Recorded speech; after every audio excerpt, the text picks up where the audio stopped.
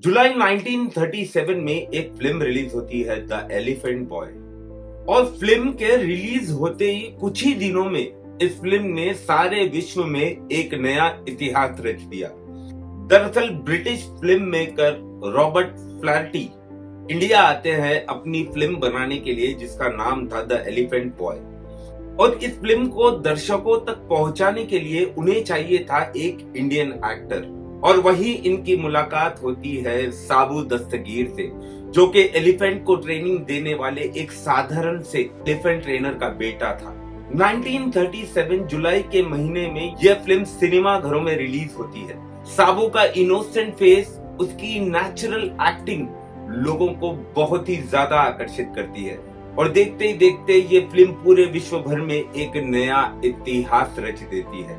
आइए जानने की कोशिश करते हैं आज के इस वीडियो में इंडिया के पहले अंतरराष्ट्रीय सुपरस्टार साबू दस्तगीर के बारे में, जिसे आपने, हमने, सबने भुला दिया।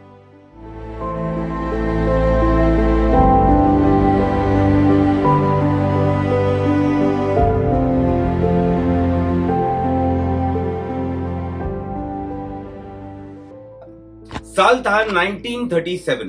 भारत अभी भी गुलामी की जंजीरों में जकड़ा हुआ था। मैसूर के एक छोटे से गांव में एक लड़का रहता था, साबू। उसके पिताजी एलिफेंट के ट्रेनर थे।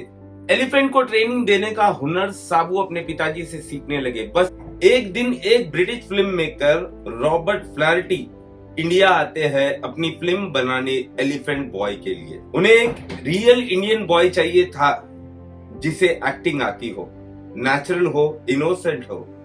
और वहीं उनकी मुलाकात होती है साबू से, और बस यहीं से कहानी शुरू हो जाती है फ्रॉम जंगल टू हॉलीवुड के।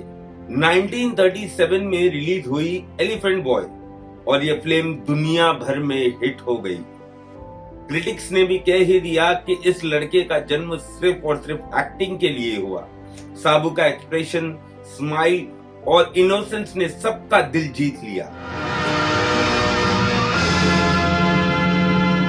I salute you, Sabs.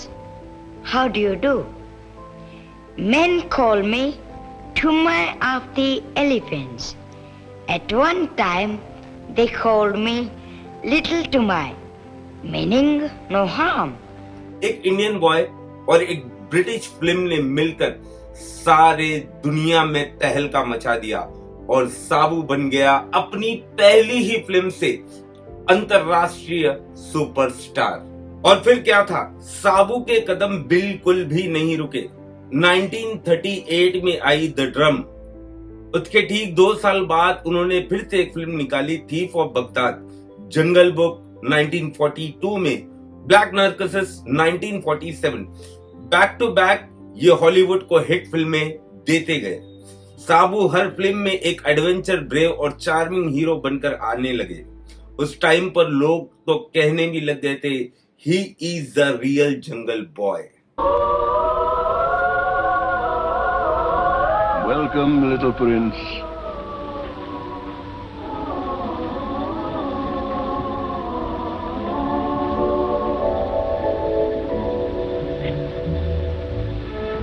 Father of a bear. और 1940s में वो दौर आया जब साबू इंडिया को छोड़कर टोटली हॉलीवुड शिफ्ट हो गए। क्योंकि उन्हें बैक टू बैक फिल्में ऑफर की जा रही थी। तो साबू ने ये फैसला लिया कि अभी हिंदुस्तान को छोड़कर उन्हें हॉलीवुड में सेटल होना है। और साबू ने बड़े बड़े प्रोडक्शंस के साथ काम किया, जैसे Alexander Kodra productions, universal pictures और भी कई। फिर आया दौर वर्ल्ड वार 2 का। आपको जानकर ये हैरानी होगी, वर्ल्ड वार 2 में भी साबू ने यूएस एयरफोर्स ज्वाइन किया और विशिष्ट वायु वीरता पदक अपने नाम किया। एक एक्टर ही नहीं, बल्कि एक रियल लाइफ में भी वो हीरो थे। 1950s के दौर में हॉलीवुड पूरी तरह से बदल चुका था। अभी हॉलीवुड में ओरिएंटल रोल्स यानी एशियन किरदार की डिमांड कम होती जा रही थी। बस इसी के चलते साबू को भी काम मिलना काफी हद तक ना के बराबर हो गया था। और धीरे धीरे साबू जितनी तेजी से ऊपर गए थे, उतनी ही तेजी से नीचे आने लगे। लेकिन साबू ने उस वक्त भी हार नहीं मानी। ये सारे हालातों को साबू ने समझा और उन्होंने धीरे धीरे अपना रुख टीवी शोज की तरफ मोड़ लिया और छोटी मोटी फिल्में करने लगे।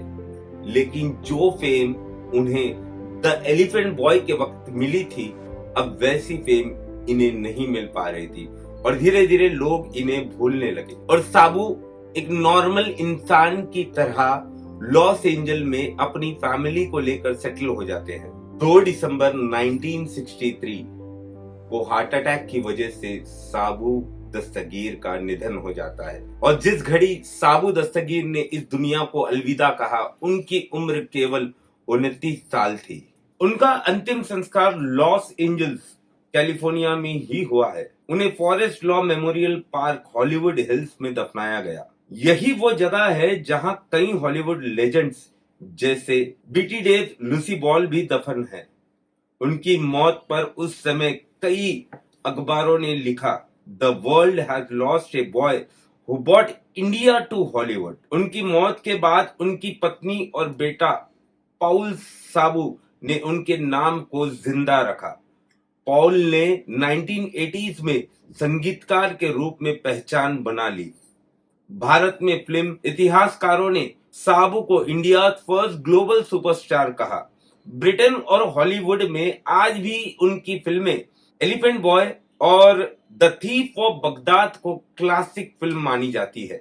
सोच के देखिए, एक लड़का जिसे जिंदगी ने जंगल से उठाकर हॉलीवुड के स्टेज पर बिठा दिया, जो 12 साल की उम्र में दुनिया का फेवरेट बन गया था और 29 साल की उम्र में चुपचाप दुनिया को छोड़कर चला गया।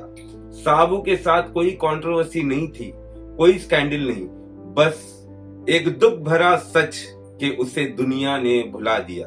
आज भी अगर आप द थीफ ऑफ बगदाद या जंगल बुक देखते हैं तो आपको एक पूरा इनोसेंस, एक इंडियन चार्म नजर आएगा। लेकिन अफसोस की बात यह है कि इंडिया में उसका नाम ज्यादा लोग नहीं जानते।